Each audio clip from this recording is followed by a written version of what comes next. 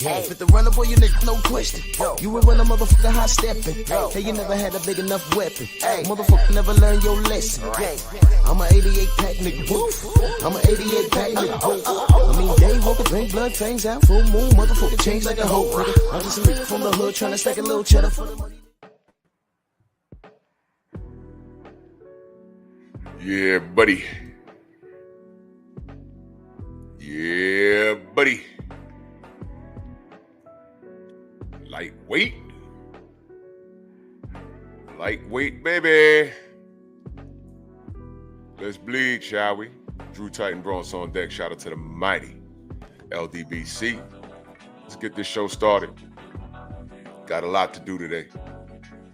Dow Big G, Rick Blackwell, Abdul Anwar, Ratchet since 91, G McCall, Todd Swindle, Pete Davenport, Sam Mack, Jaquila Fields. Good morning, Queen. What's going on? What's going on? Rod Neal, my brother. What's good? Aminaz in the building. TJ, Sensei's in the building. Tay Tay, how are you? Aisha, salute, salute, salute. The Queen held us down all weekend. The Queen is in the building. Queen 71, salute. Big sis, how are you? Gio James, what's good? TZ Frank, Jermaine Callahan, ES in the building. Salute. Smash the like button, like and share the video. We're going to jump right into this, man. Turki Alashikh, Truth Revealer. Truth Revealer. KG, my brother. Supreme Beast Boxer Talk in the building. Salute. Moji, what's going on, man? Turki Alashikh, Truth Revealer. And we're going to explain why. Drew, you said we. Oh, because I'm not alone this morning. The Sensei's in the building. Good morning, brother. Good morning. Yes, sir. Yes, sir. I just decided to have this conversation last night after talking with Stormy. I said, you know what, man? Turki Alashikh is exposing a lot of truth in the realm of boxing. Some people say that he's good for the sport. Some people say that he's not. Let me holler at the people that say he's not good for the business. Brandon, what's going on? To say he's not good for the business is to say he is good because he fits right in with all the other, ish talkers. He fits right in. You remember Al Heyman was no good for the business? And, we got video of Eddie Hearn lying right to our face. And Bob Arum as a notorious liar, supporting drug cheats. Shawa Allah, our other big sis, holding us down over the weekend. Salute to you, sis. How are you? Bob Arum, horrible for the business. Don King, horrible. Who's good for the business of boxing? So to say that he's no good for the business is to say he fits right in with the business. But here's the difference. Money's no object for him. One example, I'll just give you one off the tip of my head.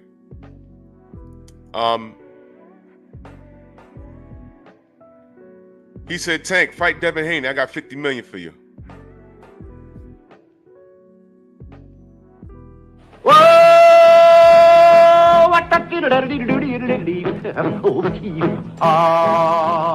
What?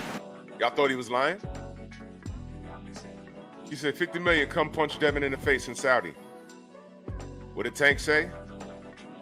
Give me 2 Ferraris. Now, look, I don't know, the camera, salute. I'm no mathematician, but I don't think 2 Ferraris are of equal value to 50 million effing dollars. Now, I'm not going to put that on the Baltimore education system, the Maryland education system. I'm not going to put that on them. I'm putting it on Tank. 50 million? You could have punched Devin in the face. You know what I mean? Alb Jones, salute. Main Event Mark, salute. I don't get it. You know what we didn't get? We didn't get the fight. No? didn't even need to go to Devin and say, well, look, we're going to give you this amount. They said, Tank, 50 million, come to Saudi. Tank said, give me 2 Ferraris. In other words, he said, no. Look, I'm keeping it simple. Don't word salad me. Don't talk about the ether and the sun, moon, and the stars. And no. This is the business of boxing, right? Right.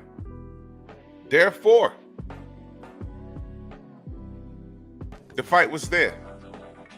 Money's not the issue. What I'm saying is, Turki Alashikh revealed the truth as far as that situation was concerned. That fight didn't happen because the A side, named Tank Davis, did not want the fight. At that time, he did not want the fight. Money's not the issue. This wasn't a PBC thing. This wasn't I'm on the wrong side of the street thing. None of that. None of that. And that's just one situation. Yeah, Mike Larry, yeah, you keep waiting on that. JDM, salute. Yeah, so that's just one part. Turki came in with the bag. He came in and he started doing you remember what the Zone was supposed to be doing with Eddie Hearn? You remember that? This is going back 8 years now, more than that. About a decade. Y'all remember? Because I was still in the Facebook groups at that time. And there were actually American fight fans, go figure that.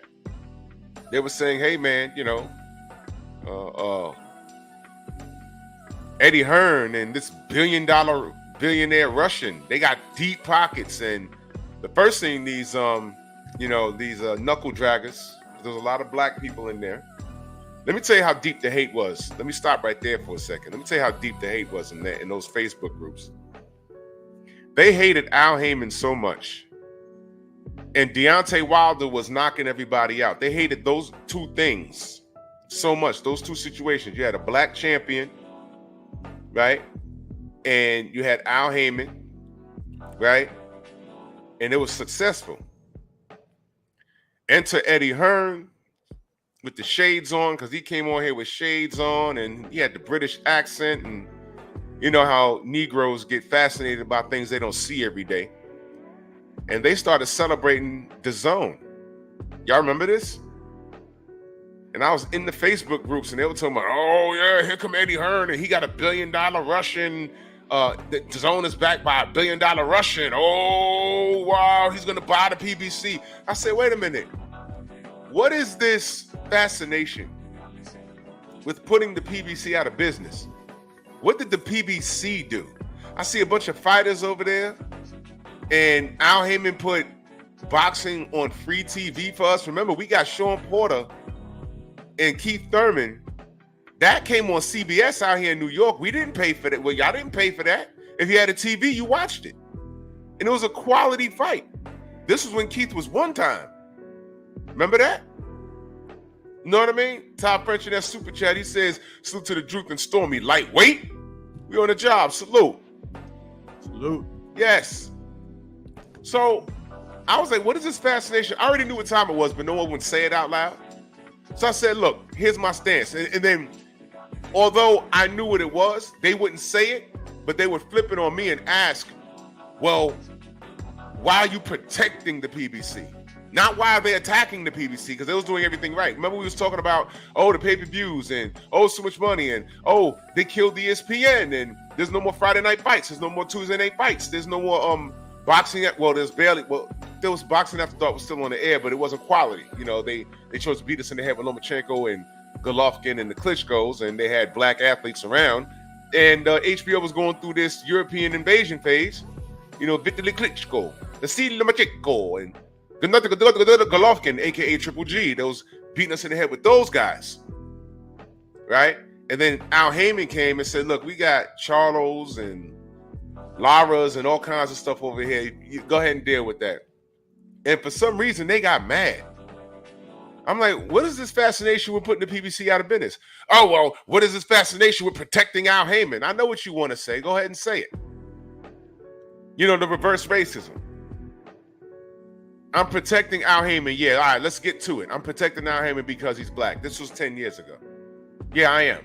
I don't know what y'all problem is. You was just complaining that boxing is so messed up and it's draining our pockets and we're not getting what we want as supporters of the sport. Here come Al Heyman giving us what we want. You got a problem. And then enter Eddie Hearn with AJ, his buck. He comes in. That became a rivalry. We still ain't get that fight, right? Still ain't get that fight.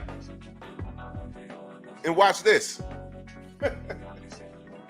Back then, they were saying DAZN and this billion-dollar Russian with deep pockets, he was supposed to be some gazillionaire who was just throwing money at Eddie Hearn. And he was going to buy up the PBC. The emphasis was on the PBC. First person he talked to, I believe, was Adrian Broner. Adrian Broner says, I'm loyal to Al Heyman, kick rocks. And I think he flew to Charlo's out. No, I don't think they flew. I think they talked email. He ain't fly him out. And that ain't work. Charlo said, nah, we wanted to see what they were talking about, but nah. Then they even tried to holler at Tyson Fury. Tyson Fury told Eddie Hearn kick rocks. I remember all of this. And then I'm like, wait a minute, y'all want to pay for DAZN? Al Heyman's giving it to us for free.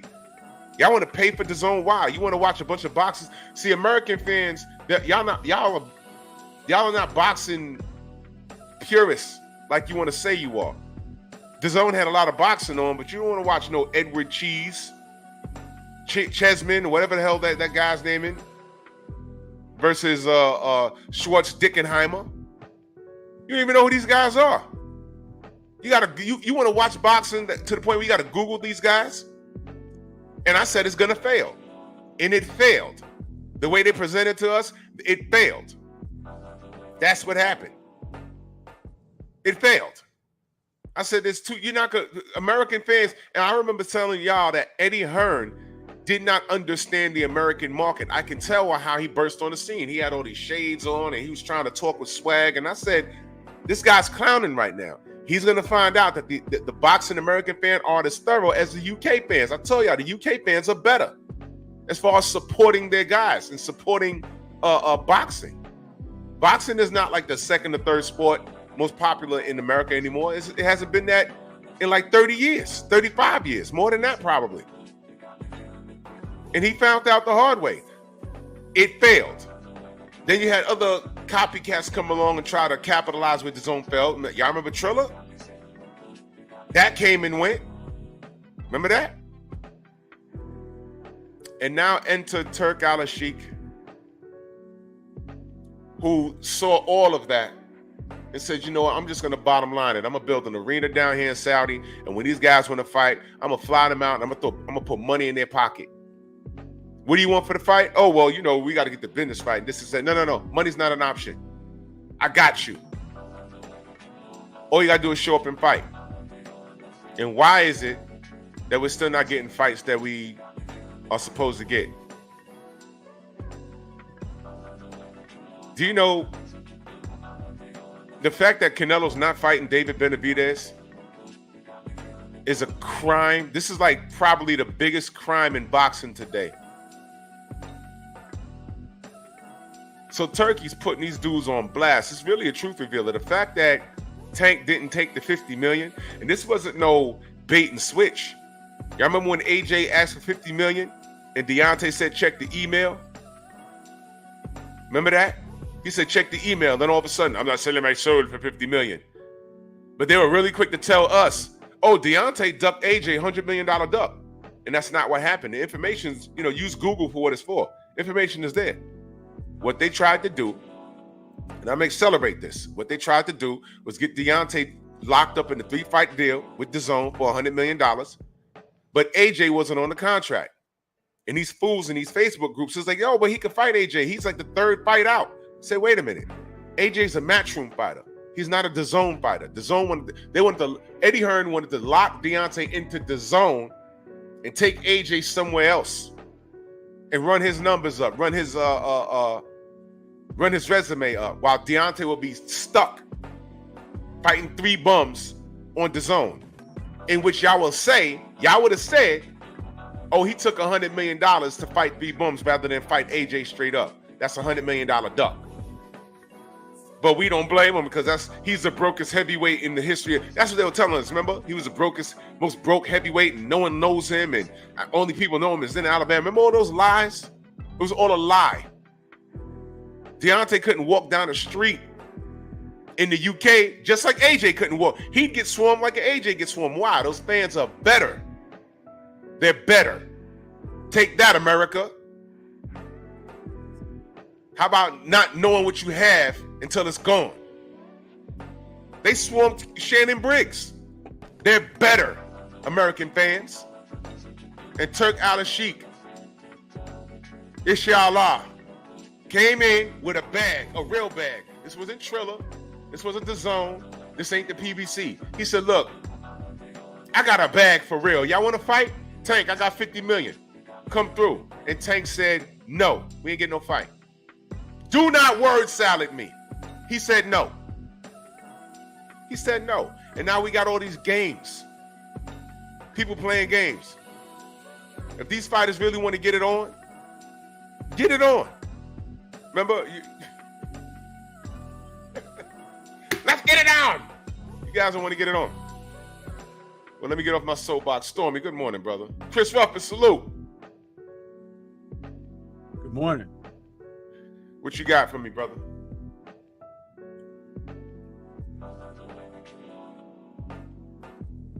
These guys don't want to fight. It's clear as day. They've hidden behind promoters. They've hidden behind platforms that air fights that they may have contracts with.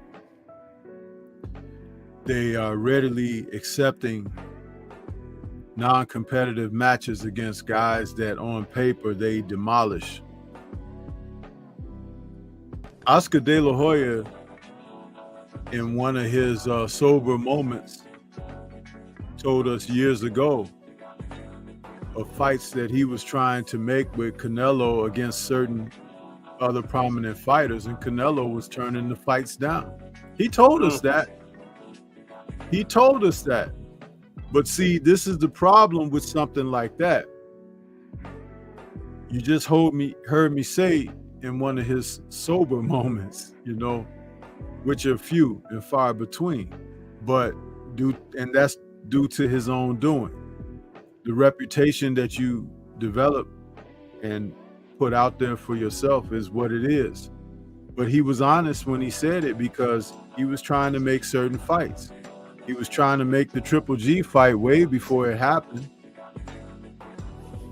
He was trying to make fights with, other fighters that were prominent. The Lara fight, he did tell Canelo, don't take that one, because he thought that Lara was close enough to what Floyd was able to do. He felt that Lara would be able to be similar as far as competitiveness. And Oscar, regardless of what you think of him as a person, what you think of him when he says certain things, because he does have an angled point of view primarily. There's a lot of ethnic pride in his expression, but he does know boxing. He does. And he knows good fighters. He knows marginal fighters. He knows poor fighters. And when he has a fighter in his graces that he promotes, if there's a chance for that fighter to take an opportunity where with the flip of a coin he can be advantageous, he'll do that. Sometimes you can do it and you come out wrong, just as this past weekend with Ortiz versus Bohachuk. That was a flip of the coin. They thought that Virgil would be able to handle the guy, but it turned out to be a much tougher fight. What Turki Alashikh is doing is eliminating the cloak, the curtain that fighters have been hiding behind, by telling them, okay, I'm willing to put enough money on the table that's reasonable to make this happen. And with fighters still turning away from that type of opportunity, that lets you know that it isn't even about the money. It's about some of them not having the competitive nature and spirit within them to go out and conquer giants, to slay the dragon, so to speak. And it's unfortunate because it's a shift in the paradox of boxing that it wasn't always this way. And it's amazing because fighters are being paid more now than they have ever been in prior history. So these guys can make a one fight deal and retire basically, and don't have to get punched in the face for a living, thereafter. But think about the greed and the selfishness that these guys have, that they don't want to be in competitive matches, but they still want you to praise them. They want you to uplift them and kiss their rear end. And any type of constructive criticism is disavowed. They don't want you to say anything about them. You remember Shakur went on his rant after his last fight. He won the fight, but people were being critical because they like, dude, we know you're talented. We could see your talent, but you're not fighting outside of that. You're staying in a safe haven, and you're doing just enough to survive, to prevail. And if the guy that's in there with you is not willing to risk it all and go for broke and doesn't have the talent or ability to break through in that regard, these matches are going to all look alike. He received heavy criticism for De Los Santos, but De Los Santos should have received heavy criticism too, because it's like, dude, this is your chance. You are a puncher. You can get people up out of there. But we never saw him go for broke. We never saw him put himself in a position. If he's moving away from you, track his ass down. Go get him. There were times when Mike Tyson, just using him as an example, in his younger career, before he began to fall off, when guys were moving away from him, those little feet and those little black shoes would be running up after those guys. He'd be getting right on top of them. People forget those things. They just remember punches landing. Yeah. But you had to go to work to get at the guys. Ain't no guy just going to sit out there and say, here I am, hit me right here on the chin. And coming out of this weekend, we saw another fight similar to that when Lopez got knocked out by Leo in that fight because Leo was throwing punches. He was trying to win. Yeah. And he landed because Lopez has been open forever. He's wide open, but it's not his being wide open has a lot to do with his personality. He likes fighting, and he don't mind taking a shot because he's usually gonna get the other guy because he's a power puncher himself. And he got caught by a guy who landed a perfect shot at the perfect time. Right. But the guy threw the shot. He was trying to win. And that fight was very competitive until it ended. We're not seeing this from these other guys. Salute to Champside. He was talking earlier about, Tank Davis is the one that said he got 3 names that he want to face. And he put those names out there. 2 of the guys were not available and tied up. 1 guy was available. Silence. Silence from both sides. Nobody is trying to make the fight. Why is that? And then here's De La Hoya with his guy, Zepeda, and he's trying to drop that name in there because, sharks can smell blood in the water. sharks can smell blood in the water. When Yeah. these guys are thrashing about, and they used to tell you, especially when the movie Jaws came out about going swimming, don't be thrashing around out there in the ocean. You know, those waves send signals to them sharks, and here they come. Well, all of this posturing, it indicates some semblance of weakness. Yeah.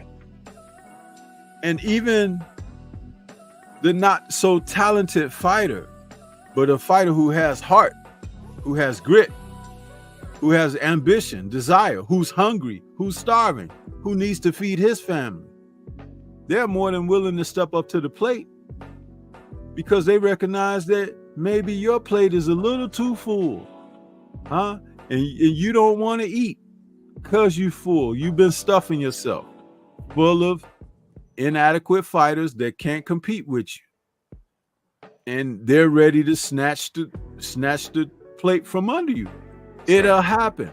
I talked about this most recently. I said these fighters of this generation who are not competitive, who don't want to face the best, but they want you to just shower them with praise and glory and all of that.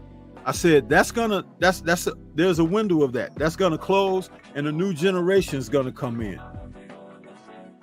That new generation has arrived already. That's right. And there's some fighters out here that are pressing the envelope. They want to fight. They want to get it done. They want their names to be known, and they're willing to take fights with less fights on their records to say that I was in there, I did it. And they can see what these guys, the legacy that they're leaving behind, which is not much of anything. They can see that and say, well, you know what? It won't take much to be better than that, because they weren't doing anything. You got guys that are prominent right now. They got maybe 3 or 4 names on a record of 20 plus, 30 plus fights. 3 or 4 names. That means everybody else is like they were setups, like Mr. T said in the Rocky film. Setups. You know, that's nothing to be proud of. You have no legacy, defining fights. You've never been put in a position where you had to overcome, come from behind, get up from being knocked down, come back from losing. All of those things, which are a part of life, by the way. Yeah. A part of life.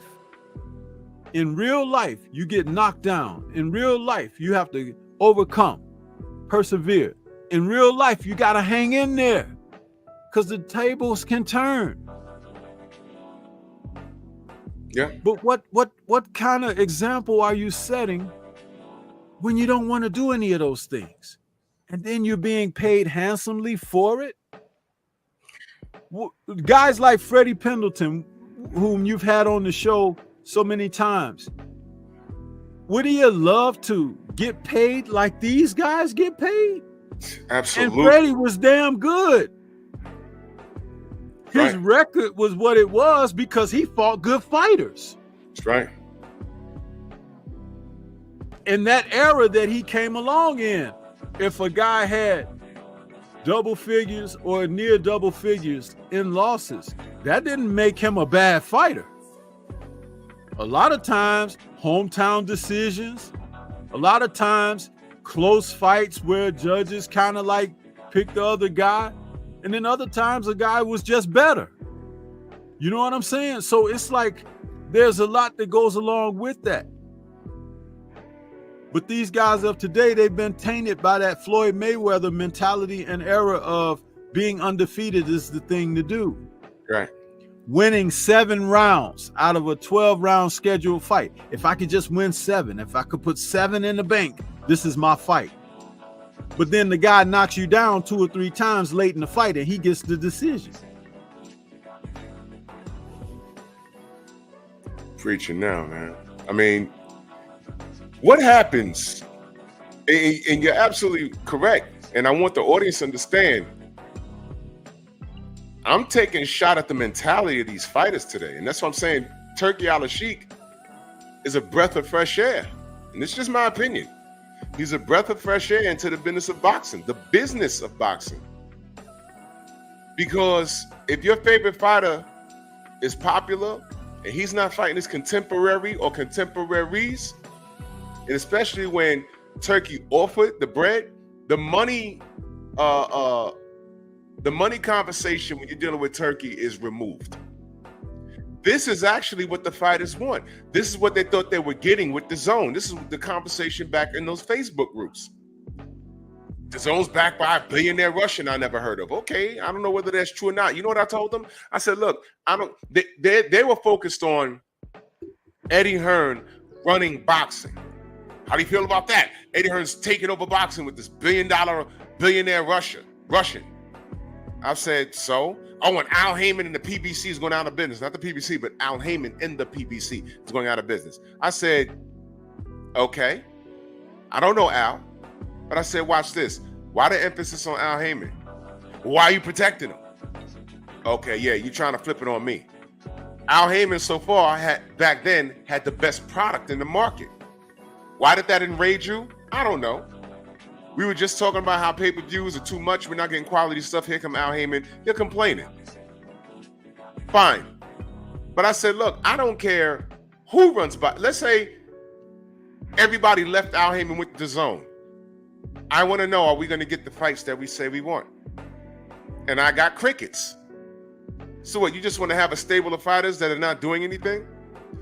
Which is what Al Heyman did. He overpaid these guys. And you know how, you know, when you own a dog, for you dog owners, you don't feed your dog every time you see him all day. You got to feed him certain times of the day. You keep him hungry. You understand?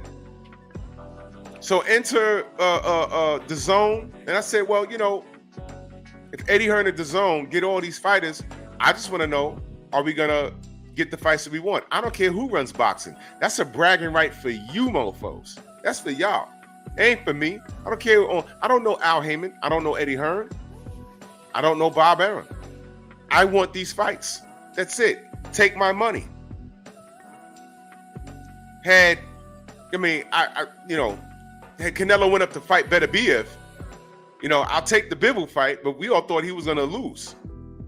Heyman coming in and getting involved with some of the young fighters that he had worked with over the past decade or more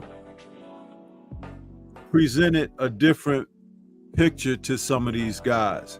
Instead of raking them for every coin that they could generate, he gave them an advisement on how to manage their own affairs, teaching them about back-end money and stuff like that.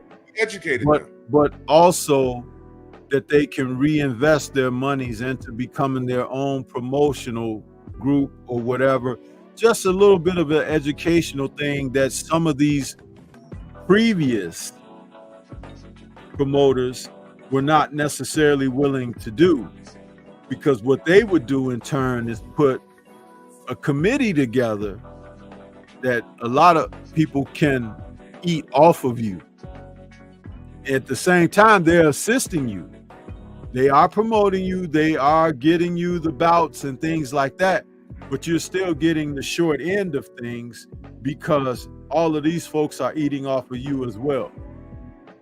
Right. You remember when Don King was putting people on his fighters' payroll, relatives and different people that, you know, the money was still coming out of the fighters' payroll. So Heyman was a breath of fresh air in that regard. But think about it in this way. These were people who needed to fish. He came in and he taught some how to fish. He took some fishing, and others he gave them fish. Yeah. Now, those who were smart became fishermen, and they were able to thrive, survive, and elevate. The other two found circumstances where they still will have to come back to him. Can you help me again? Can you do things for you? See what I'm saying? And but these other promotional groups and companies like Queensberry, Matchroom, Skyboxer out there now, all of that, they still run it by top rank. They still run it through the old model. But the whole play of the field has new rules. The game is still the same, but the rules are changing. Just like you used to have that little hand check in an NBA and stuff. You know, you can't do all that body bumping and stuff anymore. It's like, oh, that's a foul now. Before it wasn't a foul. Before you could practically get knocked to the floor and that wasn't a foul sometimes. That's right. You know, but now it's different. So it's happening different. And what Turkey has done, and I said it a little while ago, he's come in, he's pulled the curtain back, and he said, what do y'all think about these situations here? If I could do this for these guys, would you want to see that? And the people are like, yes, please, give it to us. But the fighters are like, wait a minute, man. I ain't got no underwear on. Pull that curtain back. The curtain back, yep. Huh? Because they've been showing you their ass the whole time, but they were dancing behind the curtain. Remember that dancing video that Tank Davis did? Think about it. Who was he dancing for when he did that? I'm just using it as an example of what I'm talking about, because all of this stuff, man, you need to know what's really going on and what ain't. Rachel Donaire has told you some things. She's put some information out there to give you food for thought. But y'all weren't listening, but it was said. Yeah, but it's like, listen, there's so much, man. There's so much. But even if you deal with Turkey, there's a certain aspect of that you have to give of yourself. You do. But the compromise is this. Do you want to elevate and be someone of notoriety in the sport, or do you just want to get rich quick? Because if you're going to get rich quick, that comes at a heavy burden and cost as well. Let me say this. Another reason, I'm glad you said that. Another reason why I didn't put all my eggs in the Jared Anderson basket. That young man said he wanted to get out of the sport by the time he was 27. He said that. How am I supposed to put faith as him being the next American champion when this man wants to get in and out? Now, I'm not mad at him. Get your bread and get out with all your marbles and take care of your family. I'm not mad at that. But I'm just saying that's why I didn't put my eggs in that basket, because I don't think he's serious, and he said it, and a lot of people saying he's not serious. Now, let me go back. There are a few fights where we're like, take my money. Now, I was saying, like, Canelo went up to fight Bivol. That was fine. I thought Bivol was going to lose. I'm like, this guy might go 12 and they'll rape him on the cards just to pad Canelo's legacy, but they got it right. The God of Canelo, by the way. You got to say that part. The God of Canelo, Bivol. Yeah, the God of Canelo, Bivol. He schooled him. He outboxed him, right? And I don't know why we're shocked, because we've seen that before. Lara, Floyd, or Austin Trout, I think outboxed him enough, but whatever. But if he'd have said, no, I'm going up to fight Beterbiev, who was a WBC champion, I'd have been like, take my money, because I know what that meant. That'd have been the end of Canelo. But he didn't. He knew better. He went to fight the other Russian and still got spanked. One guy outboxed him, the other guy would have killed him. Salute to General Zod. But contemporaries, these guys ain't doing it. And what Turkey has done is just what Stormy said. He pulled that curtain back, and these guys aren't fully dressed. Really think about it. I mean, really think about it. Y'all think I'm out here picking on Tank? Y'all know I don't care for him. Get over that. You can't make me like the kid. Get over that. All right? But where's the lie? Why didn't he take the $50 million to punch Devin in the face in Saudi, but he calls himself pulling up on Devin in the parking lot? So you was gonna fight him for free, but you want to fight him for $50 million? Where is the business sense in that? And now, what Turki has done, he's removed all the excuses. We can safely say that Canelo Alvarez is a duck. He's never fighting David Benavidez. It's not happening. Get it out your head. He won't do it. He's scared of that kid because that won't be a fight. He'd rather lose to Bivol the way he did than to lose to what Benavidez is going to dish out. What Bivol did was counterpunch him. Benavidez is going to walk him down and bully him and make him quit. Throw in that towel, however you say it in Spanish, throw in that towel. Because if I go out there for the 9th round, it's going to be ugly. That'll be the first time you'll see Canelo beaten and battered. You know why I believe that's so? Number one, stop acting like Benavidez just popped up last year, like in 2022, 2023. They've known about him for at least 5 years. What did I tell you about these guys? You know what Canelo has in this camp? Canelo has people in this camp that did the right thing. Canelo has people in this camp that Jared Anderson should have had before what had happened to him 2 weeks ago happened. Canelo has people looking at these rankings and say, you know, look, in about a year or two, you see this guy ranked number 35? Not him. And they had Benavidez on that radar the whole time. Somebody was a chief sparring partner for Triple G when Triple G was in the midst of his middleweight run.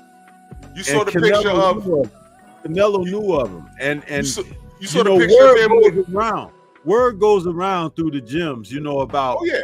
who's gonna be next up, you know, in the future and things of that nature. It's just like over in the UK, those guys knew about Martin Bakole the whole time. But sadly, Anderson and his camp didn't know. Failed. And there was no excuse for that. You had Sugar Hill there. You can't tell me Sugar Hill didn't know who Martin Bakole was. So that guy's over there taking money. He's always been compromised. He's been compromised to way back when Tyson Fury went and picked him up.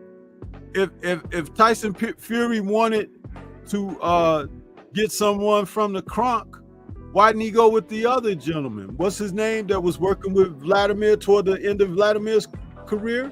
The black dude with the bald head. Yeah. Jonathan Banks. Jonathan Banks is a more respected trainer than Sugar Hill could ever dream of being. Yeah, I almost did a video saying that a majority of that what happened with Jared was Sugar Hill's fault. Nobody wants to, because Sugar Hill, he's not stupid. He took bread. He's been compromised.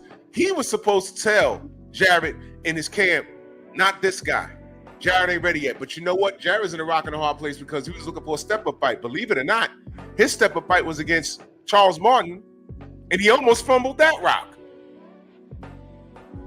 So there's no light work. I don't know what's next for Jared. Is it over for him? I'm not going to be fast to say that. I give you another example of that.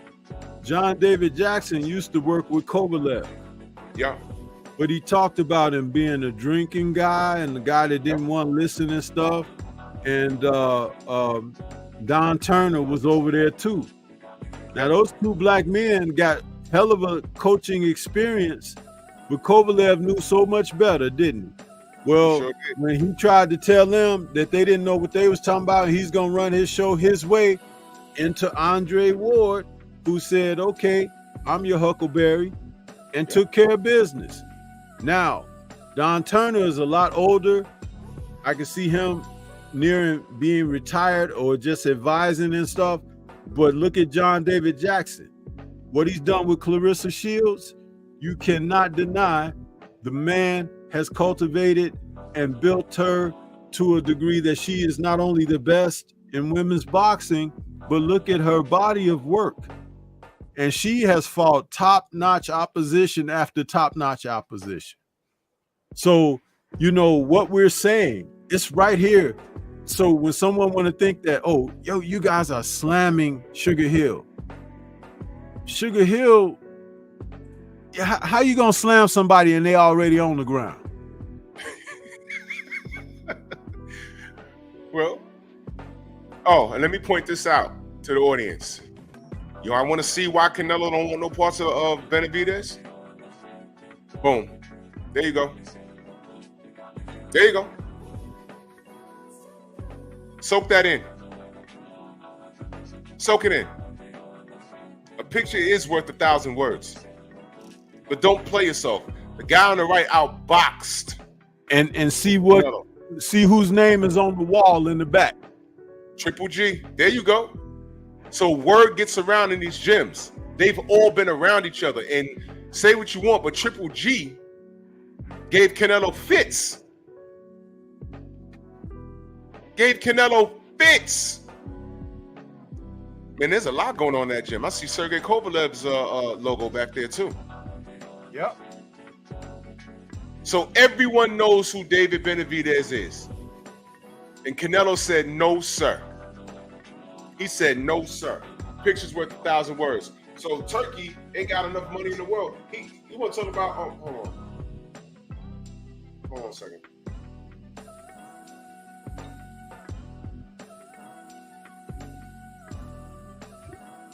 Yeah, boxing is big, but it's a small world. And all Turkey did was offer the fights. But these guys aren't taking them. And some are taking them with no education. What happened with Jared Anderson was a collapse in his team, believe it or not. I'll say it one more time. What happened with Jared Anderson was a complete and total collapse of his team. Okay? Sugar Hill or somebody should have said, you know what? Not this kid. I am legend, my brother, salute. Someone should have been, and Sugar Hill he stay over there in the UK. He probably got a British accent by now. Stop it, man. That was a failure. They should have put Big Baby in there with somebody else, but not that. Because when that got signed, I said, holy crap. He's doing that? Oh my gosh. Michael Hunter, I believe Michael Hunter was available. Michael Hunter got a win against Bacoli, but man, he was so glad that fight ended the way it did. Go watch that Bacoli and Michael Hunter fight. He was so glad that fight ended the way it did because he was like, woof, I can't take much more of that. Bacoli's an animal. And someone was supposed to, I don't know if they thought Jared was ready until he wasn't ready. But it was such a smoke out that you don't even want to see a freaking rematch. Why? So what Jared does next, do I think he's done? No. A rematch might happen maybe a couple of years from now, but he's not, no immediate stuff. No, stop it. There's nothing he can do. But that's what happens when your team fails you. But he took the Turki Alashikh money. He didn't have to take it. So in a sense, you could big up Jared. He didn't have to do that. And what about these other guys? Canelo Benavidez. Well, he took it because, he trying to get out of there. You know what I'm saying? Yeah. But that's more you're right. Talking about, why you in there for the wrong reasons. Correct. He's in there for all the wrong reasons. All the wrong reasons. I'm curious. I'm curious as to what's going on. But if he's going to be out by the time he's 27, I'm cool with it. But he's not legendary. All right. These camps, a lot of people, youngsters don't know. One of Muhammad Ali's chief sparring partners was who? Larry Holmes. You know what I mean? And he went on to become a legend in his own right. So teams are very important, but not to get too far from the topic. The reason why, but it's relevant. The reason why I believe Tank and Devin ain't fight is the A side, which is Tank. Money's not the option here, man. He's talking to you directly. Hold on 1 second, Stormy. Take over for me.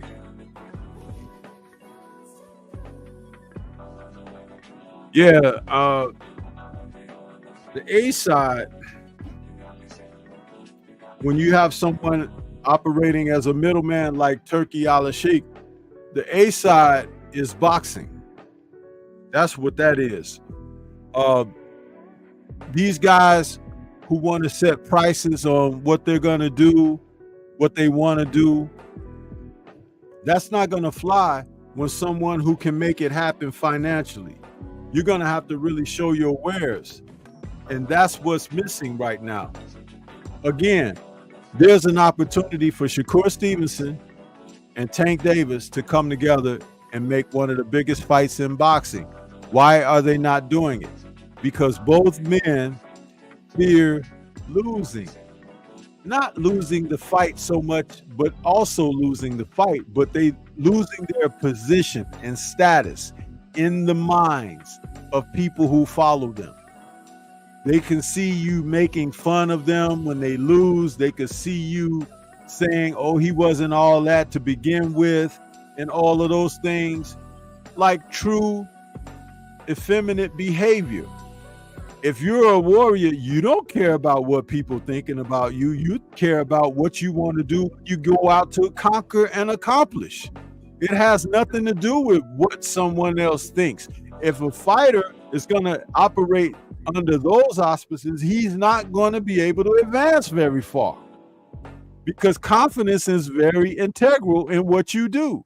And if you're worried about what people think and got to say, then you can't get the job done. You've already put some type of roadblock in front of yourself. Psychological. And the thing is, boxing is primarily 80 to 90% psychological. And that percentage is based on who you're talking about, because it could raise according to the personality characteristic traits of the individual. If you're kind of weak in spirit, weak psychologically, mentally, weak in confidence, weak in being insecure and things of that nature, that means that you are fighting at a greater deficit. No matter how hard you punch, no matter how fast your hands are and your feet are, those are those guys who can't turn it on at the end of a fight when they really need to step in and let it loose so they don't lose. They kind of find a way to make an excuse as to why they didn't perform or why it didn't go their way.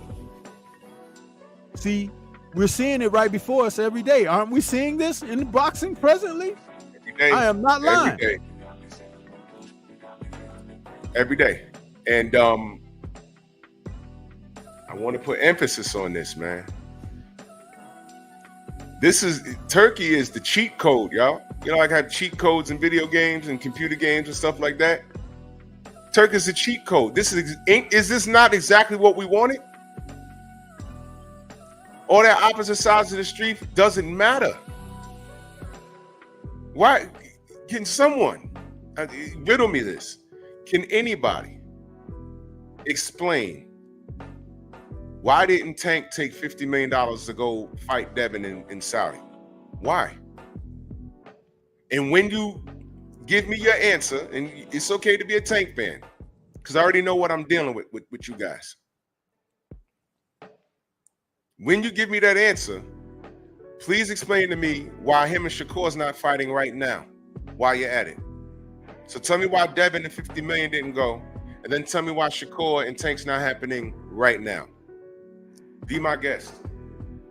If you can make that make sense, be my guest.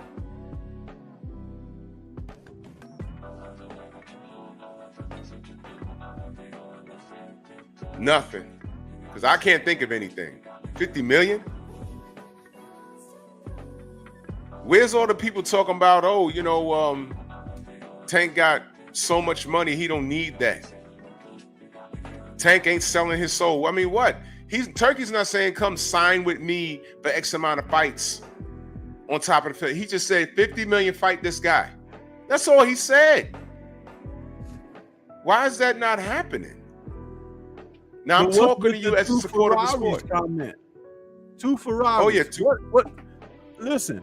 Think of Man, how Tank dumb driving that the is. goddamn booster seat. His feet can't touch the floor of the goddamn Ferraris. And that's the only shot I'm firing today. Tank And driving well, I can fire a few more.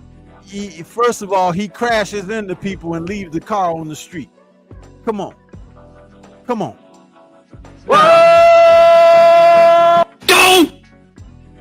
Now, cars. It shows that he hasn't grown up. Why don't you negotiate something that would be more beneficial to you?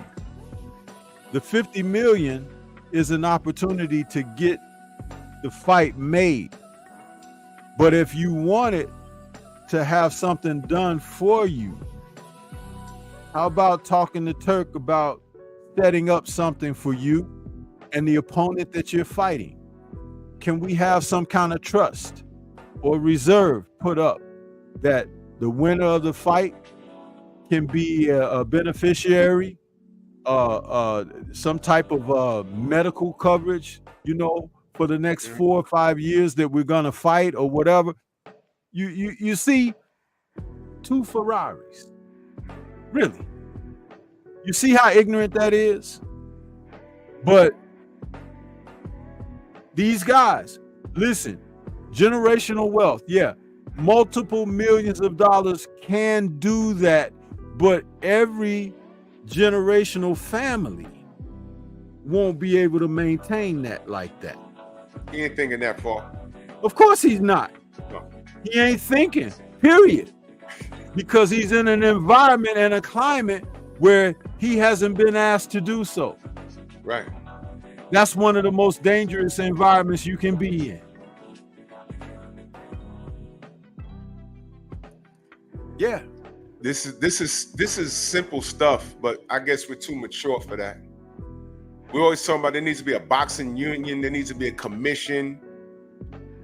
There's so many millionaires in this sport. These brothers could have got together, and sisters could have gotten together and tackled this issue. Floyd could have did this by himself a decade ago, man. But he'd rather drop $8 million than Gucci, though. See, I want you guys to understand. Another dumbass. We're talking about the mentality of these fighters. Now, one thing I say about Al Heyman is he showed a lot of these brothers how to fish. And that was important. Because for years, we've been complaining about Don King. We've been complaining about Bob Arum. We're complaining about Eddie Hearn. 1 or 2 fighters on their flagship promotions are happy. What about the rest of the people behind them? No Epstein. You understand? Setting up trust funds for these fighters. And maybe if you had a trust fund and a guaranteed, health insurance and say, okay, I'm not active this year, but I have some kind of revenue coming in. I might have to work a day job, but I have something coming in from my union where me working at Walmart 30 hours a week, it's not going to hurt me. You understand? Boxers could have been taking care of all of this to the point where y'all might not, you could post up and say, I don't need the turkey money. But Tank said, no, there's 1,000 fighters saying he didn't do that. Let me tell you something. I jokingly put up a post when we was with Deontay over the weekend. Turkey could call me today and say, yo, you really want to fight with Deontay? You don't have to wait November 84th. You can do it 2 months. How much we talking, Turkey? 10 million? Look, you'll see me that Sunday on my live talking about freaky deaky. But my family be taken care of. Come on, man. Stormy, I'm gonna need you to train me the best way you can. Listen, I'll train you all right. I'll buy you a whole year's worth of supply of Gerber's baby food, so you'll be able to eat that stuff. You won't have to do too much chewing. Huh? We'll give you a year's supply of Depends, because you're gonna strip yourself when you get hit upside your head. I'm telling you, it's like I can think of a better way to earn 10 mil. You can go and play the lottery and get lucky, goddammit. Don't let that man hit you upside your head. I was like, Turk, can I do it with a football helmet? Can I do that? God damn. Hey, Ali used to say, you think I'm a fool? Let that man hit me. It's like, Man, no. I bet you the trolls will tune in for that. Watch me get murdered. I'll be $10 million. I'll be on my live like, I'm having a seizure. Wait a minute. $10 million. Still send me a super chat.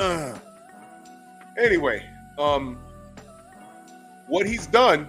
Yeah, exactly, Deland James. That's exactly what I do. There you go. Don't even worry about it. Bruce Seldon 2.0. You're like, did he even land? Yeah, he hit me in the ear. You know, behind the ear. He hit me in the soft spot. It was a jab, Drew. He hit me in the soft spot, though. Where's my money?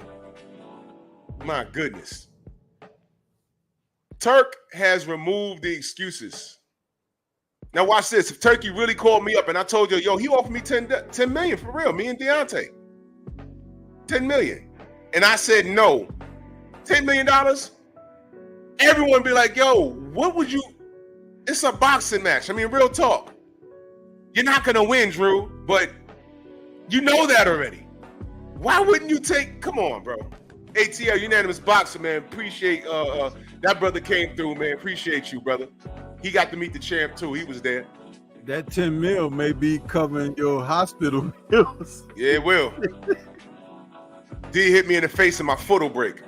They'll be like, how'd your feet break? How'd your shin break? He hit me in the jaw. But how does your shin break? Jesus Christ. Sweet. Look at Sweet T. Don't do it. 10 mil? I gotta consider it. No. No. This is why. Notice that I didn't say, yeah, I'll train you. I said, I'll get you some Gerbers and some Depend because listen. But we're talking about the professional fighters here. The professional fighter turning down 10 mil. Yeah. That's dumb. Because this is what you do for a living. You understand? Think of it like this. What you actually do for a living. If someone was going to give you an opportunity to go from that to, like, let's say you can, every time Turkey come to the U.S., you escort them around. You understand? Yeah. And in a fleet of vehicles, and you coordinating everything because you know the town and everything. You're doing this, and you're gonna make a certain amount of money that you wouldn't make doing it any other way or whatever.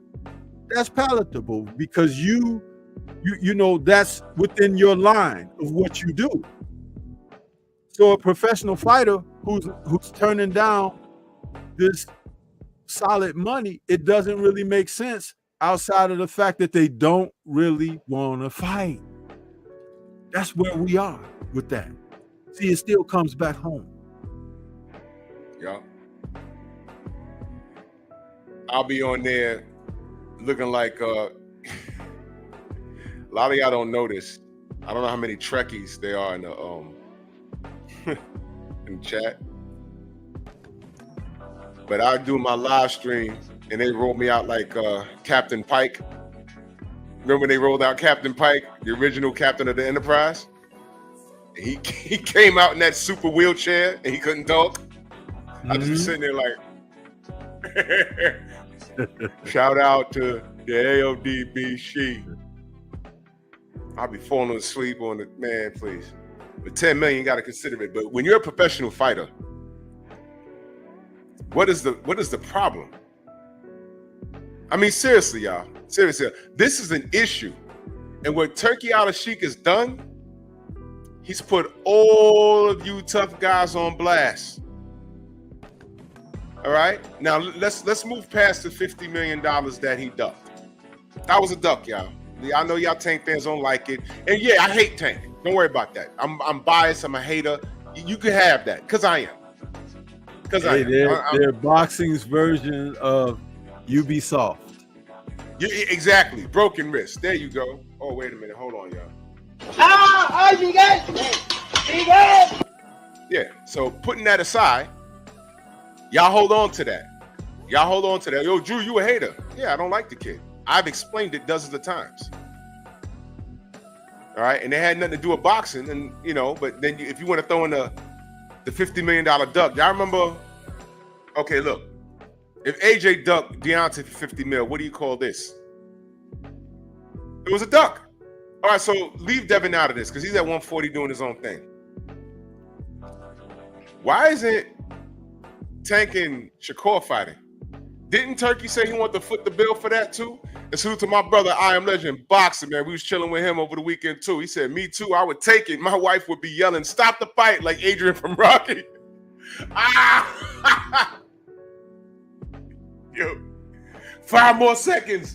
10 million. That ain't what she'll be yelling, I Am Legend. She'll be yelling just like in Rocky, you can't win. You can't win. Yo, I got a vision. My wife, she be like, what are you doing? Like, $10 million. No, what are you doing? No, seriously, what are you doing? My gosh. Anyway, what is the reason why Shakur and Tank aren't fighting right now? Can anybody think of a logical explanation as to why that fight is not happening now? I know Champ Side was discussing this yesterday. What's the explanation? Does anybody have, and I'm talking to Tank fans, I know y'all here foaming at the mouth, angry. Listen, don't worry about it. I don't like Tank Davis. So now that we've gotten that out of the way. They haven't crossed each other at the boutique yet. The first one in there to get his nails done and be the last customer of the day, or when they get to the purse shop, when they get a chance to, get that last lime green purse or something like that, or those capri pants, that's then there'll be a fight over that. You know what I'm saying? But outside of that, But that's all that is. They ain't had that chance to face each other over those kind of circumstances. Maybe they don't shop in the same circles. If they don't shop in the same circles, then it's difficult for that to happen, where they cross each other like that.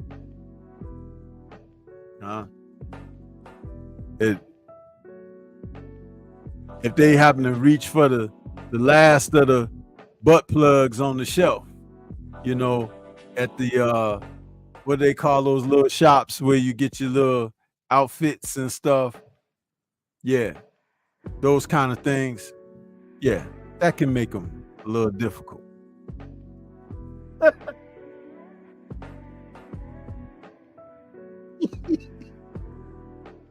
I know one thing. I ain't seen Shakur let Diddy pick him up like he did Tank. He picked Tank up like Tank was Webster or something. What was up with that? Huh? That make people mad when you talk about Tank. But listen, he's doing this stuff to himself. Go out there and face some of these challenges that the people want to see you face. Where'd Drew go? What happened? You fell out? No. Pops called me. I had to take that call. Oh. Yeah. Yeah, man. My stance. I'm honest. But I still love the sport. So now that we know that you can do 1,000 videos, Drew's a hater, Tank. Yeah, no. See, the term hater is jealousy. That's how it registers to me. Y'all know that's the true definition of hater when that slang term was invented. Like Shakur Stevenson, that stare that he gave Devin after he was announced the victor over Lomachenko, that stare, that was a hater. He's a hater. You understand? Tank Davis is a hater. He don't like Devin personally. That's why he did all of this stuff unapologetically. So then I can say I hate him. He's a fake brother. What happened to Abdul Wahid? Where's that guy? You're high-fiving. Look. I'm a hater. There's no coming back from this. We were supposed to be done with this kid when he left the scene of that car accident with the pregnant woman. But this right here, there's no coming back from that. All right? And this is who's groomed him. This Negro here. We protected this guy. And by the way, I didn't do this meme. This meme's been on the internet, and I first saw it on YouTube. A Filipino kid put this up. I don't know if he did that. But we went to bat for Floyd over this, you know, but nothing goes appreciated. So these are the fakest N-words I know. So play it.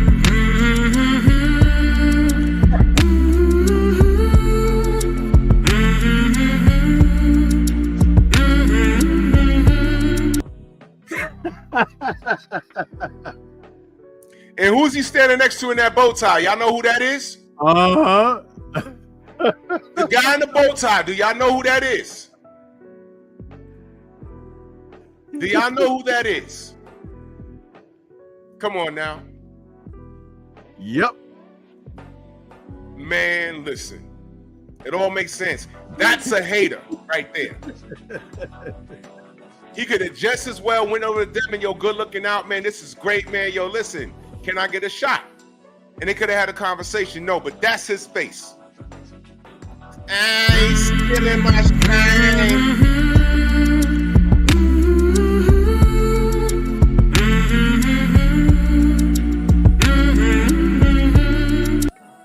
How fitting. Do y'all know who that guy in the bow tie is?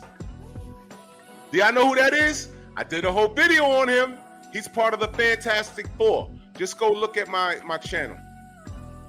Go look at my channel. He's part of the Fantastic Four. 1 ref, 3 judges. Come on now. What did Biggie say? It's the ones that smokes blunts with you, see your picture. Now they want to grab their guns and come and get you. That's Shakur. And Tank was when Ryan did what he did, he was celebrating like he won. Buying your drinks and all that stuff. Don't ever in your life ask me why I don't deal with Tank. Did I say Tank is trash in the ring? Never heard me say that. Never heard me say that. I don't deal with him because of his actions outside of the ring. That's it. And now he could have gotten in the ring with Devin for $50 million. There was no excuse for him to say no. But then you want to pull up and pump fake in a parking lot, straight. And to make it so bad, this is how they ruin themselves. Russell Mora, yep, that's him. He could have accepted that deal with Devin. They could have had a hell of a fight because they both, prime young fighters. Who knows how it would play out? You could have a favorite and everything, but it could be such a damn good fight that it calls for a rematch. That the fans yearn for. Hey, do it again. We want to see that again. Wait a minute. I said I don't know who wins that fight. No, I retract that. Devin beats him. How about that? Well, the point I'm trying to make was you take off the table an opportunity for your self-made legacy, just like Charlo took it away when he moved away to fight Canelo instead of facing Bud coming up. You see, these guys don't understand how to move. They don't understand. Ali needed Frazier. Frazier needed Ali. Yep. It happens. Leonard needed Hearns. Hearns needed Hagler. Hagler needed Leonard. It works that way because it's like this is how you build your legacy. You could be great on an island, but then when you begin to travel, you find someone that you can put your greatness up against to find out how great you are or are not. But that's the way of the warrior. This is what you signed up for. These kids ain't that. No, not at all. All this ducking fights and all this is retarded. This is retarded. Here we have a guy in Turki Alashikh with a, this is what we wanted. This is not what we wanted. Here we have a guy with real endless money. This isn't The Zone. This isn't Triller. This isn't, this isn't that. This is a real prince, or whatever his ranking is in that structure, with real money, because he really loves this sport. And here's another thing. He might not do this past maybe 2 or 3 years. Especially if these guys ain't fighting. Or how about this? The track record. What has it shown us? All of his promotions, the shows and events that he's put on, not only have they been successful, but the people have received it well. They have supported it. They have been like, when's the next one? And even that 5 versus 5 thing that they did, it's like he has found creative ways to make boxing happen and to give the people what they want, which is competitive, highly competitive matches against their favorite fighters. And now that he's had a show over here, the Riyadh season came to Vegas. It's like, what more do you want? It's like you can. I'm seeing there's a sentiment turning toward against him now, because he's forcing these guys out. You know what I mean? He's flushing them out, and there's people that don't like it. Turkey, what's in it, you can kind of see it. It's starting to happen. Virgil Ortiz, after his fight, they're asking him about who he wants to fight next and everything. You want to fight Crawford and this and that. He's talking about guys who ain't even fought yet, that ain't even signed the fight. Fundora and Spence. Crawford was right there, just fought a week before you. So you like on the same schedule and everything. It would be easily the next fight to make, right? Right. But that's not what they really want. Again, exposing the guys for who they really are. Ubisoft fighters. There's legitimately no 503 in the building. Salute. There's legitimately no excuse for listen, I want y'all to understand something, man. We have access as boxing fans. These boxers have access to Saudi money. Do y'all understand the significance of this? Turki Alashikh sees value in a lot of these fighters. Do y'all understand? Do y'all remember that 5-on-5 event? It was legitimately on all day. It was on all day, man, and we loved it. The promotion for that fight, did you not like it? Eddie Hearn and Frank Warren sitting at the table. It was like watching a Guy Ritchie movie. I said, man, they're pulling out all the stops, man. Is this not, man, do you know right next door? When I think when Tay Jones was down there, he said, yo, there's a concert going on right next door. I said, what concert? Like Lil Wayne was down there or something? I was like, yo, they go down there and do concerts?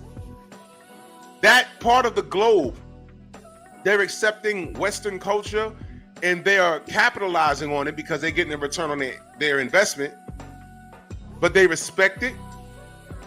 And they're saying, here, we're willing to pay top dollar for it.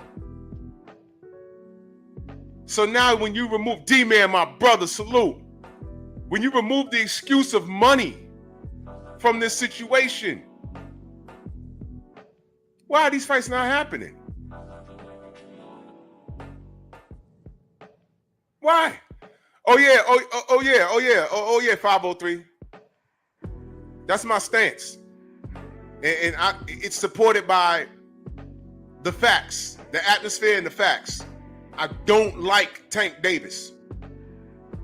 It has nothing to do with his style in the ring. I don't like how that kid moves. That's official, and I tried. I know when Tank has gotten in trouble outside the ring, cats ran to my channel. Why is he beating up girls in a basketball game? I ain't even respond to that. Why is he getting in the car accidents and leaving the scene of the crime? Why the cops showing up to his house? Come on, man. Soul Power, salute to you, good brother. What's going on? I can't support Tank. So now with that, Soul Power. So now with that out the way, the personal stuff, the personal stuff out the way. Now we're here like, okay, why did he not take the $50 million to fight Devin? That's gone. All right, that's over with. So now we're looking at the only logical fight at 135 to make is him versus Shakur, and they're standing there with their meat in their hand, and it's like, what's going on? And even before Turk got involved, when Devin went to 140, they were standing there not even looking at each other. I'm like, hold on, what's going on? That's the fight right there. They weren't even, am I lying? I was like, okay. And the whole time, y'all, now watch this, y'all. Whole time, I was like, we got Frank Martin, got Tank Davis, and you got Shakur there. Nobody should be looking at Lomachenko. Freeze that dude out. How come no one's saying, hey, man, what has Lomachenko done to get a Tank Davis fight? I haven't heard that. But you know why you can't really say that? Now watch this. This is going to hurt a little bit, and I don't care. Who has a better resume at 135? Don't be stupid. Don't start going to 126. At 135, who has a better resume? Tank, Shakur, or Loma? So that's why you can't say it. And Loma's not, money don't drive Loma. Man, that dude sunned all of you. Shakur fans and Tank fans. He just said, man, money? What's money? I'm a millionaire. Money don't drive Loma. He told Shakur, let's go fight outside right now. And where everyone was supposed to be saying, yo, he pressed Loma. You know what happened when Shakur did that to Loma? They laughed at Shakur. Hey, in there. No, we fight right now. And they clowned Shakur. I read the comments. There was a handful of people like, yeah, tell him Shakur. Everybody else was, oh man, he was supposed to fight him right there with no payday. You see how the Negro ignorance works both ways? Oh, I'm not fighting Devin. This is Tank now. I'm not fighting Devin for $50 million, but I'm gonna pull up in a parking lot. And you were supposed to fight him for free? So no $50 million, no Ferraris, and you pulled up there to do what exactly? And when we said that was a glorified marketing scheme, then what? My brother Thomas from the Bronx in the building, salute. You see what I'm talking about with this kid? That's why I don't like that kid. It's stupid. And Shakur's not too far behind. Did I say they weren't talented? I didn't say that. I'm saying, can you show me, please? These are the two best in 135. Why they're not even fighting? What's going on? What's happening? And here comes Turkey saying, I got money. Yo, Shakur, you could legitimately get what you want. You didn't fight Devin because you felt you was worth more, right? Turkey got money. Tank, what you doing? What you doing? You know what y'all not doing? Y'all not fighting each other. Neither one of them want to fight. And y'all sitting here and Tank fans capping and Shakur fans are non-existent. But somehow, if I talk about Tank versus Shakur, Devin name gonna pop up and he's not even at 135 anymore. Y'all missed that boat. He was there for like 7 years. Y'all missed that. It's gone. Don't worry about it. But you know what's sad? Shakur and Keyshawn Davis will jump on a live stream with Ryan Garcia and literally beg him for a fight. Hey, Keyshawn like, hey, Ryan, man, why you always giving it to black people like that? Oh, don't even start that narrative. Blacks are my friends. Total Trump move. Blacks are my friends. I could stand in the middle of Fifth Avenue and shoot somebody. Or I could say that I want to resurrect George Floyd, kill him again, and join the Ku Klux Klan, and no one will say anything. Oh, okay, you cool, Ryan. How about fighting me when you come back next year? These are your heroes. Those are the fighters you support. But Turki Alashikh is the villain? I'll have none of it. I'll have none. Now, tell me, y'all, did I lie just now? Anything that I said? These are all questions that nobody can answer. Those fighters did exactly that. But Turki Alashikh is just saying, I got money. What's up? And guess what? Y'all don't even have to get on the plane ride to go to Saudi. He could foot the bill and y'all could fight here. What's up? What's up? We ain't getting the fights, I know that. And y'all supporting this? Y'all don't support Shakur and Tank pump faking with each other, but Devin legitimately tried to fight these guys. Nothing. But Bill, but Turki. The only turkeys I see are these two jive turkeys named Shakur and Tank. Those are jive turkeys. And if you're from the Middle East, you don't know what that is? That's an old saying amongst the black community. Jive. These are jive turkeys. These are stone cold suckers. I'm taking it back to the 70s on y'all ass. Jive turkeys, pump fakes. These guys don't want to fight. Because if they want to fight, they'd have fought. $50 million. This fighters low in the ranks will go to Saudi and fight for $1.5 million. That's life-changing money. Jive turkeys. Turki Alashikh is a real one. These kids are past fake. Don't give me no Shakur. Don't give me no Tank. I don't believe these dudes. I believe it when I see it. Oh, well, Tank can't do anything. He's over in the Olympics. Is he getting paid? Is that genuine? I say it's not genuine. It's every bit as fake as him buying the block. It's every bit as fake as him saying that he's Muslim. So he's over there in Paris doing what? With the Olympic boxing team to do what? Come back here and get your money. That's what moves you, right? Unless there's a name that could possibly give you a good challenge attached to it. Jive Turkey. Salute to Turki Alashikh. These other dudes are just jive turkeys. He put all of you on blast. Deontay around taking fights he didn't even need to fight. Risking literally life and limb. He got to deal with crap inside the ring and outside the ring and still unappreciated. Idiots, dummies, frauds. We're the consumer. I'm ready to pay. Take my money. I would pay for Tank versus Shakur.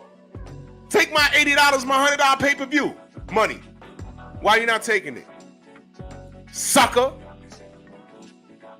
You jive turkeys. I don't believe any of you. It's ridiculous.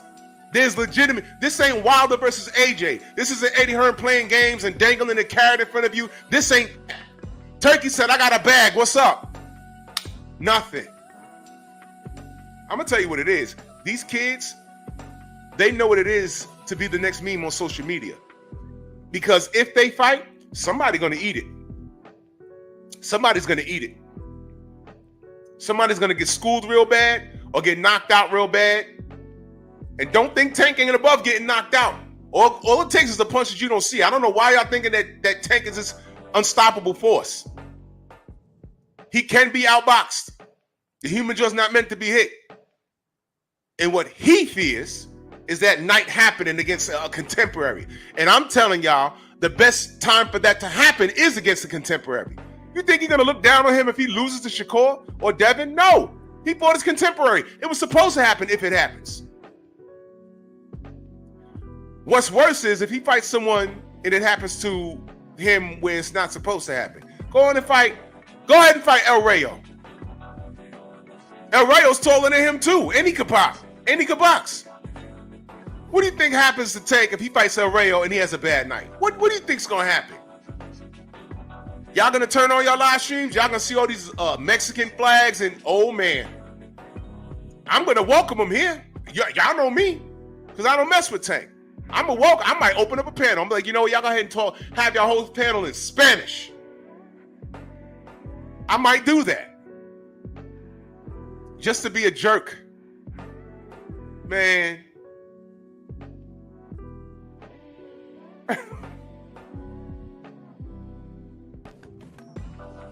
This is boxing, where the best is not fighting the best. And Turki Alashikh came in and removed the business aspect. Money's not the issue. Everybody will be compensated financially, properly. What is your excuse now? Just know that anything other than let's fight is an excuse. And I'm gonna land the plane right there. Man, salute to y'all. No live tomorrow. I don't know. There might be no live for the next couple of days. I'm having surgery tomorrow. Drew got a torn meniscus. Don't know how the hell that happened. But it happened. So yeah, whole time I was in ATL, I was in pain. But I'm gonna get that fixed tomorrow. I'm having surgery. So no live tomorrow. And I might be back Thursday. If I'm not on meds, pain meds, I'll be on here looking like a yodeling OG. Yeah, I'm gonna talk some boxing, looking like that. But my excuse is I'll be on a narcotic, a pain med.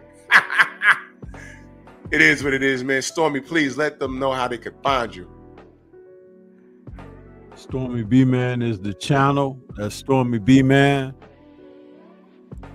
All caps, but no cap.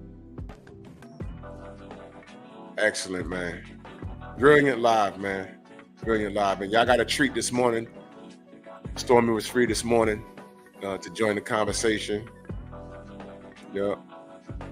Oh, yeah, I am legend. Yo, bro, when you get a certain age, stuff just happens, man. Stuff just be happening, man. Thank you, Soul Power, man. Yeah. I'm cool, man. I'm cool. Thank you, Kelto Slimy. I'm cool. Because I'm leaving here and I'm going to the gym. How about that? Yo, Stormy, where we was, there was a LA Fitness right across the street. I was like, oh, you know I went. That's why you ain't see no jump rope videos. My damn leg hurt. But work some more shoulders today. So you know how it is. The General's on. Let's head over there. And this weekend was magnificent. And we're gonna take a vote on where it's gonna be next year. It's looking like New York City, but we're gonna vote on it. So salute to everyone in the Venmo, the Zelle, the Cash App, the Super Chat. You know, look out for you doing the Tuesday tussle tonight, right? Yeah. Tuesday tussle tonight. Let's go get that education from the sensei. And General's on. Let's head over there. Ross on deck. Move! Why are you gay? Who says I'm gay? You are gay.